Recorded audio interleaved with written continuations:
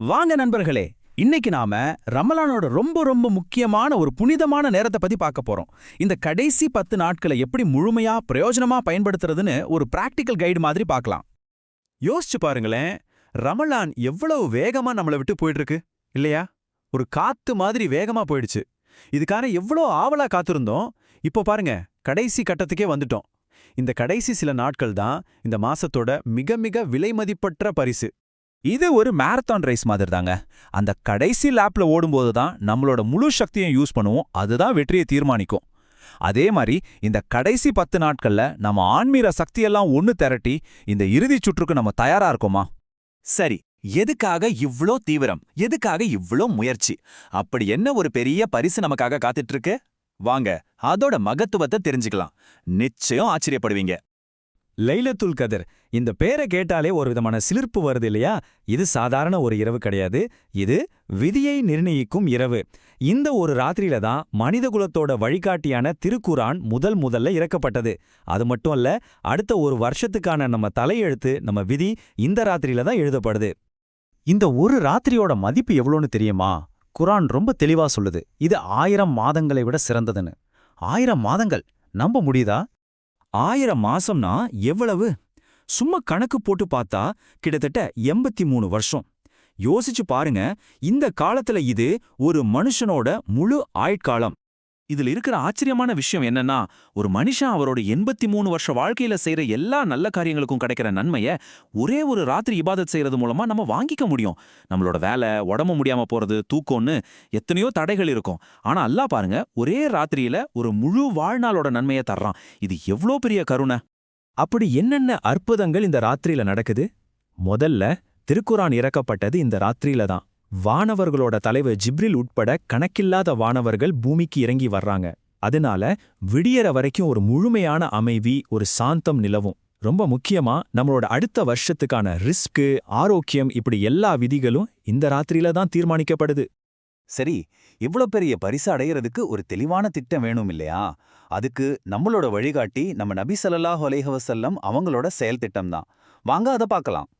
நபி அவங்க இந்த 10 நாட்களை எப்படி எதிர்கொண்டாங்க தெரியுமா? 3 முக்கியமான விஷயம். ஒன்னு, அரைக்கச்சையை இறுக்கி கட்டுவாங்க. அப்படின்னா இனிமே முழு கவனமும் முழு முயற்சியும் வழிபாட்டுல தான் தங்களை தயார்படுத்திக்குவாங்க. 2வது, இரவை உயிர்ப்பிப்பாங்க. அதாவது தூக்கத்தை தியாகம் பண்ணிட்டு குரான் ஓதுறது, துவா கேட்கறதுன்னு அந்த ராத்திரியே உயிரோட்டமா வச்சிருப்பாங்க. இதுக்கு ஒரு சின்ன டிப் என்னன்னா, ராத்திரி நேரத்துல லேசான சாப்பாடும் நிறைய தண்ணியும் குடிச்சோம்னா விழிச்சிருக்க ரொம்ப உதவியா இருக்கும். 3வது, தன்னோட குடும்பத்தாரையும் எழுப்பி விடுவாங்க.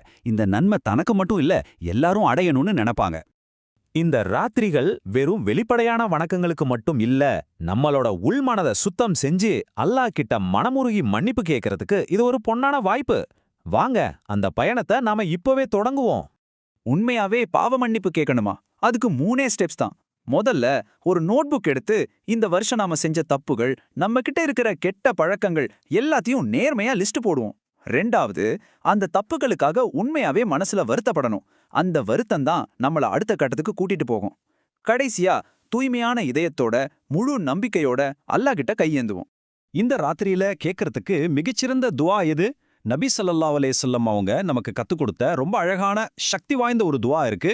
யா அல்லாஹ், நீயே மன்னிப்பவன், மன்னிப்பதை விரும்புகிறாய், எனவே என்னை மன்னிப்பாயாக. ஆயிஷா ரதியல்லாஹு அவங்க நான் லைலத்துல் கதரை அடைஞ்சா என்ன கேட்கணும்னு கேட்டப்போ நபி அவங்க இந்த துவாவை கத்துக் கொடுத்தாங்க. இந்த துவாவோட அழக பாருங்க. முதல்ல அல்லாஹ்வோட தன்மையை ஏத்துக்கிறோம், நீ ரொம்ப மன்னிப்பவன். அடுத்ததா, மன்னிக்கிறதா அவனுக்கு எவ்வளோ பிடிச்ச விஷயம்னு சொல்றோம், நீ மன்னிக்கிறத ரொம்ப நேசிக்கிறாய்.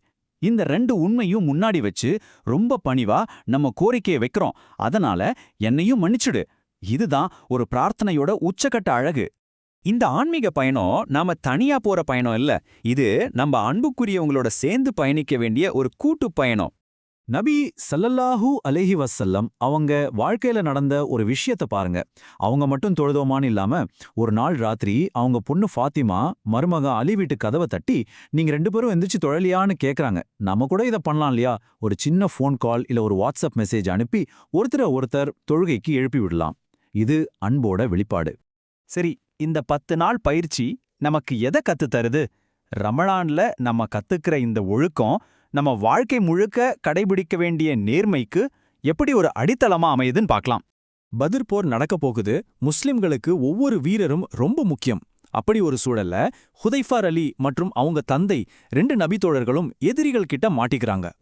அவங்க ஒரு பெரிய தர்ம சங்கடத்துல மாட்டிட்டாங்க.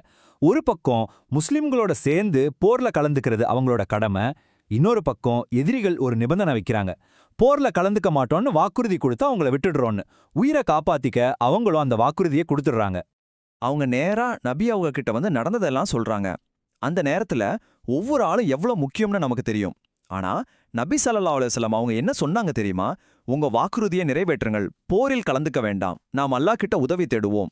அடேங்கப்பா, எதிரிக்கு கொடுத்த வாக்குறுதிக்கு கூட இஸ்லாம் எவ்வளோ பெரிய மதிப்பு கொடுக்குதுன்னு பாருங்க. இதிலிருந்து நமக்கு கிடைக்கிற முக்கியமான பாடம் இதுதான்.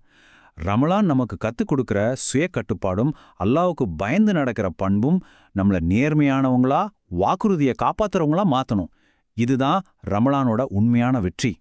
அதனால இந்த கடைசி இரவுகள்ல நாம உழைக்கும் போது நம்மள நாமே இந்த கேள்வியை கேட்டுக்கலாம். இங்க நான் உருவாக்குற இந்த ஆன்மீக சக்தி ரமலான் முடிஞ்சதுக்கு அப்புறம் என் குணத்தை, என் நடத்தையை எப்படி மேம்படுத்த போகுது? இந்த இரவுகள் ஒரு முடிவு கிடையாதுங்க. இது ஒரு புதிய நேர்மையான வாழ்க்கையோட ஆரம்பம்.